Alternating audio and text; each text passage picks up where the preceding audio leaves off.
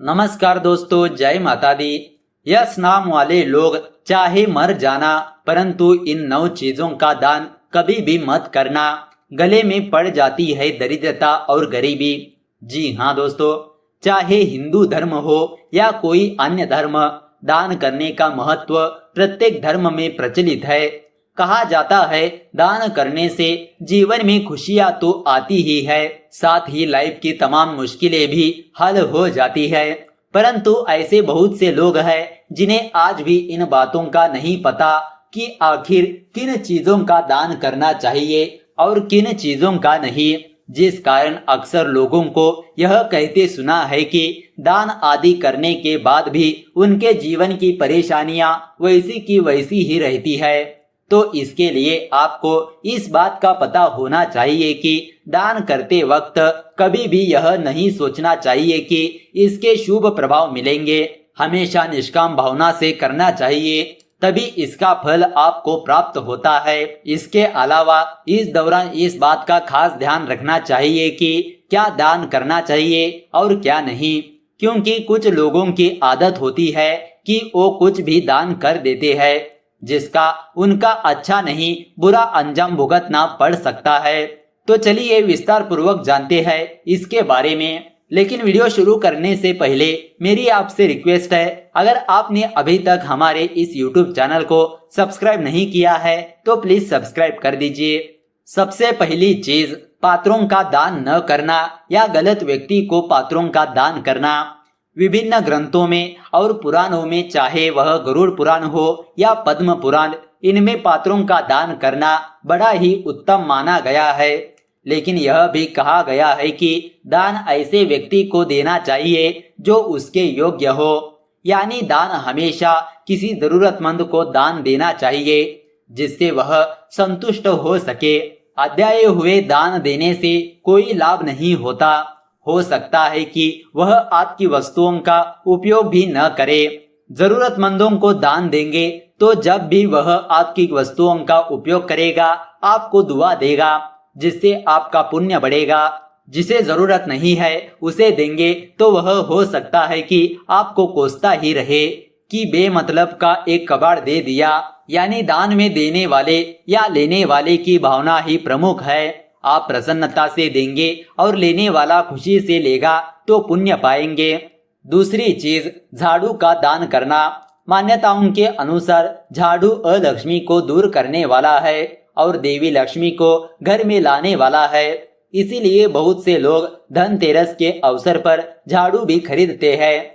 कहा जाता है कि धन समृद्धि के लिए झाड़ू को ऐसी जगह पर रखना चाहिए जहां आने जाने वाले की नजर ना जाए। जहां तक दान की बात है तो दान के स्वरूप कभी भी किसी को झाड़ू का दान नहीं देना चाहिए। ऐसी लोगों की मान्यता है कि इससे बरकत चली जाती है, यानी लक्ष्मी माता रूठ जाती है। तीसरी चीज, लक्ष्मी प्रतिमा का दान करना। धर्म ग्रंथों में धन की देवी, ऐश्वर्य की देवी माता लक्ष्मी को कहा गया है। सभी चाहते हैं कि देवी लक्ष्मी उनके घर में निवास करे, इसीलिए देवी लक्ष्मी की पूजा के बाद कभी भी यह नहीं कहा जाता कि स्वस्थान गच्छ, यानी अपने स्थान को जाए, बल्कि कहा जाता है मयि रमस्व, यानी कि यही बने रहे। इसीलिए देवी लक्ष्मी की प्रतिमा का दान भी नहीं करना चाहिए। बहुत से लोग चांदी के सिक्के पर अंकित लक्ष्मी गणेश जी का दान कर देते हैं, वह भी अच्छा नहीं है। यह एक तरफ से अपनी लक्ष्मी को विदा करने जैसा है। आप अन्य अंकित तस्वीरों वाला सिक्का दान कर सकते हैं। चौथी चीज, पहने हुए वस्त्र का दान करना। जिन लोगों की कुंडली में गुरु सप्तम स्थान में है उन्हें नवीन वस्त्रों का दान स्वयं अपने हाथों से नहीं देना चाहिए। लाल किताब में बताया गया है कि इससे स्वयं नवीन वस्त्रों का सुख प्रभावित हो सकता है। वैसे जरूरतमंदों को अपने वस्त्र दान देना अच्छा माना जाता है। इससे शनि का अशुभ प्रभाव दूर होता है। कहते हैं कि इससे शरीर निरोग रहता है। कुछ लोग तो इसी मान्यता की वजह से अपने पहने हुए वस्त्र भी दान देते हैं। इसे टोटके के तौर पर भी आजमाया जाता है। पांचवी चीज, बासी भोजन देना। भूखे को भोजन दान देना उत्तम माना जाता है। धर्म ग्रंथों में कहा गया है कि अन्न दान से बड़ा कोई दान नहीं है, इससे देवता अति प्रसन्न होते हैं। लेकिन कुछ लोग भूखे लोगों के सामने दान स्वरूप बासी और अरुचिकर भोजन रख देते हैं। ऐसा दान करना पुण्य नहीं पाप को बढ़ाता है। ऐसे लोगों के घर देवी लक्ष्मी अधिक समय तक नहीं रहती है, क्योंकि यह भूखे व्यक्ति और देवी अन्नपूर्णा का भी अपमान माना गया है।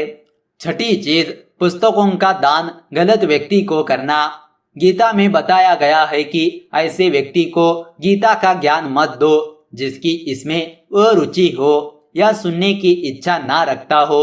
इसी प्रकार धार्मिक पुस्तकों का दान भी ऐसे लोगों को नहीं देना चाहिए जिनकी धर्म में रुचि ना हो। नास्तिक व्यक्ति को ऐसे पुस्तकों का दान देंगे तो वह उससे ज्ञान लेने की बजाय अपमान पूर्वक कहीं रख देगा। इससे पुण्य की बजाय आपका पाप बढ़ेगा। इसीलिए धर्म और उन्नति की कामना रखने वाले को धार्मिक पुस्तकों का दान किसी धार्मिक व्यक्ति को ही देना चाहिए। इसके अलावा सुख समृद्धि चाहने वाले को नुकीली चीजों का भी दान करने से बचना चाहिए, ऐसी मान्यताएं कहती है। सातवीं चीज, खराब या इस्तेमाल किया गया तेल का दान।